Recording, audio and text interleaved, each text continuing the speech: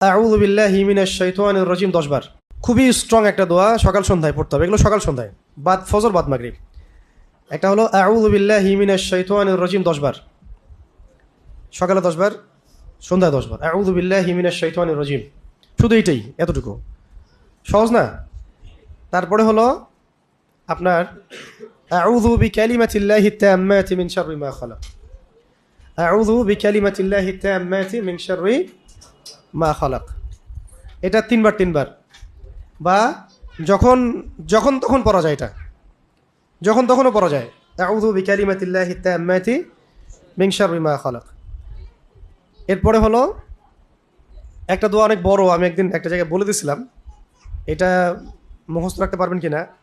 আউযু বিকালিমাতিল্লাহি তাম্মাতিল্লাতি লা ইউজাবিজুহুন্না বাররুন ওয়ালা ফাজির। এটা বড় দোয়া আছে। মিন শাররি মা ইয়ানজিলু মিনাস সামাই ওয়া মা ইয়ারুজু ফিহা ومن شر ما ذرأ في الأرض وما يخرج منها ومن شر فتن الليل والنهار ومن شر طوارق الليل إلا طارق يطرق بخير يا رحمن। তো বেশি বড় এটা, তবে এটাও হিসনুল মুসলিম সহ অন্য জায়গায় আছে, ঠিক আছে? এটাও পড়তে পারেন। এই দোয়াটা একটা বড় ফজিলত আছে। একবার ইবলিস তার পুরো বাহিনী, ব্যাটালিয়ন নিয়ে আমাদের নবী সাল্লাল্লাহু আলাইহি ওয়াসাল্লামকে আক্রমণ করতে চাইছিল আর কি। তখন জিবরাইল আলাইহিস সালাম এসে আমাদের নবীজিকে বলেছিলেন যে আপনি এই দোয়াটা